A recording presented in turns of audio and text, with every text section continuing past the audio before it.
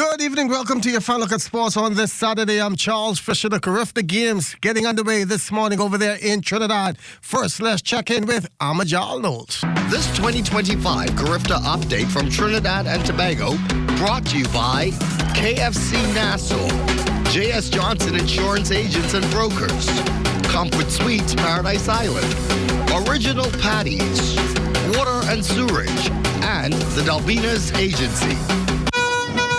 Well, Fisher, the action at the Hasely Crawford Stadium almost as hot as the sun here in Port of Spain, Trinidad. Day one of the Carifta, the morning session of day one of Carifta Track and Field Championships officially in the books, and Team Bahamas adding to its medal count early, thanks in large part to some of our world-class throwers in the boys under 17 javelin. In his Carifta debut at just 14 years old, Akil Williams would take gold with a toss of 57.51 meters. His compatriot Wyatt Cartwright taking the silver with a toss of 55.61. Well, I'm very proud of him. I'm very proud of myself. We did good. I feel good. I wanted to do better. I didn't hit my goal, but I just thank God. Well, I know the Bahamas very happy for us too that we brought 1-2 and brought gold and silver. I don't think my performance was pretty good, but I did my best. You know, I hope my country is proud. I hope I made my parents proud. And I just try to continue to be great. Girls under 20 javelin, as if there was ever any doubt. The Bahamas boasting two Carifta gold medalists and record holders heading into the competition. The duo of Tasia Stubbs and Diore Scott living up to expectations. The 2-4-2, 1 and 2 again. Tasia taking gold with a heave of 50.03 meters. Scott with the silver with a toss of 45.61. This season has not been the best as compared to last year, so I'm just super proud of me for coming out here and being able to just get the goal again. It feels amazing just to be here and even to make it on the podium. You know, once again, it wasn't the best season, it wasn't the best start, but to be out here and get on that podium, it's just awesome. On the boys' side, in the under 17 division, Egan Neely would win his heat in 49.12. Under 20, Zion Miller would take that one with a very fast time of 46.64. I got in the finals. Only a little because I had to rush into the blocks because came and then no third call, so I came in very, very, very late. So I had to basically jog straight to my thing, and then I had to do a 400. That made me really tired. To the short sprints, a few Bahamians looking strong there as well. Girls under 17, 100-meter dash. Breon Ward powering to the final, winning her heat in 11.75. While the girls under 20, Shadalia Dorset, the third fastest overall qualifier, in 11.50. Now, as far as the lineup for the night, we'll see the finals of the boys under 20 high jump, as well as the girls under 17 polo, and of course on the track, the finals of the 100-meter dash, 400-meter dash, as well as the 1,500 meters, and finally the night will be capped off by the mixed 4x4. Now, of course, track not the only event taking place here in Trinidad and Tobago, roughly 25 minutes away. Bahamas Aquatics on their quest for a 7th straight Carifta swimming title. My brother from the north, Shane Stubbs, tells us more.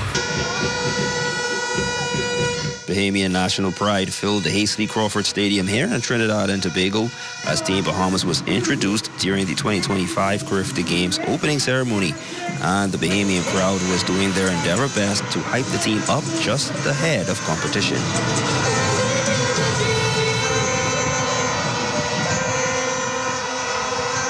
The aquatics team was dressed to the nines as they made their way through the stadium with the athletic squad, as both competitions for the first time are being held simultaneously in one country. All the teams, though, were treated to a vibrant cultural expression during the opening ceremony that was filled with tons of entertainment and remarks from a bevy of officials, including the Prime Minister of the Republic of Trinidad and Tobago, Stuart Young, as the games were officially declared open. Saturday, it was goal time as Team Bahamas got out to a hot start during the preliminary rounds. Isaac Wright finished in the top 3 of the 13-17 boys 1,500-meter free. That's a timed final, and he's hoping tonight will be his night to make the podium. I felt good in my race. I tried to take it out, tried to make sure I was with everybody. Tried to pick it up on the last, 300. I did that, I executed. I think it could have been a little bit better, but I think it's still overall a great swim. The top performances, however, were highlighted by the swimmers of the 200-meter breaststroke. Sienna Campbell won her heat in the 11-12 girls race. Joining her in tonight's final will be Isabella Monroe. On the boys' side, Logan Camacho and Mateo Knowles also hope to make the podium in that event.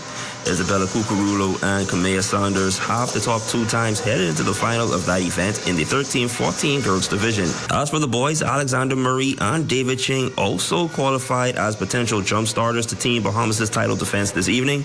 In the 15-17 girls category, Elise Wood and Tia Isabella Adderley both gave the Bahamas a chance to medal in that event.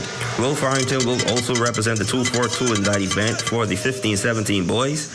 Meanwhile, in the backstroke, the Bahamas will be represented by Takari Cooper, Kai Bastian, and Dexter Russell in the 11-12 boys 50-meter backstroke. With a number of Bahamian swimmers through to the finals, tonight's run is expected to be electric. For ZNS Total Sports, I'm Shane Stubbs.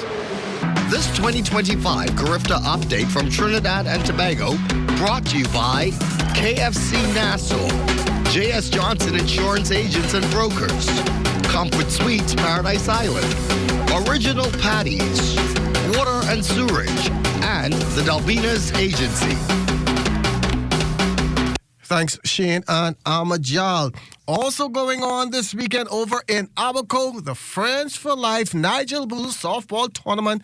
That's where we find our Jay Philippe. In the opening game, the defending champions in the Providence Gremlins defeated the Abaco All-Stars. The final score on that game was 12-4. Some good things I did see today was some of our guys who've been working in the offseason, who've been working to improve on some stuff. They actually got to put some things into practice today, and it definitely came out in the games. The other men's game, Harry Luther shut out Grand Bahama 4-0 thanks to 14 strikeouts by Delano Cartwright. I know 14 strikeouts sound fabulous, but could be a lot sharper from my perspective.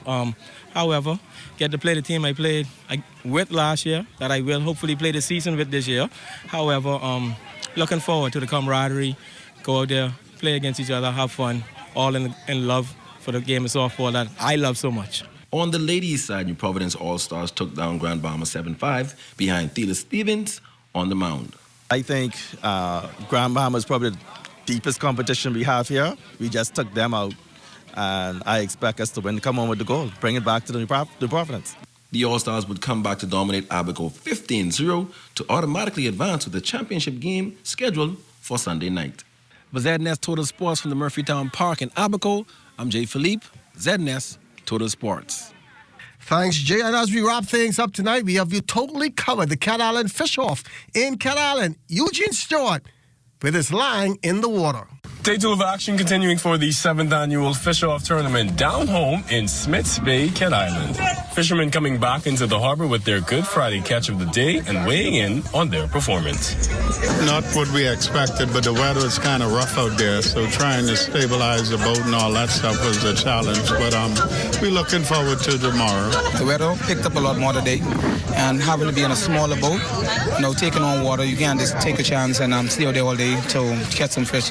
Have better days ahead to catch fish, so if they come in, sacrifice, and just come in and call it a day. Today, you want to get what bite your line. But yesterday, you can pick what you want to shoot, so it wasn't much different, but still different. After a full day of line fishing, the Three Amigos finishing 5th with 49 points. In 4th, the Rectifier with 53 points. 3rd place going to the Salt Life crew with 56 points.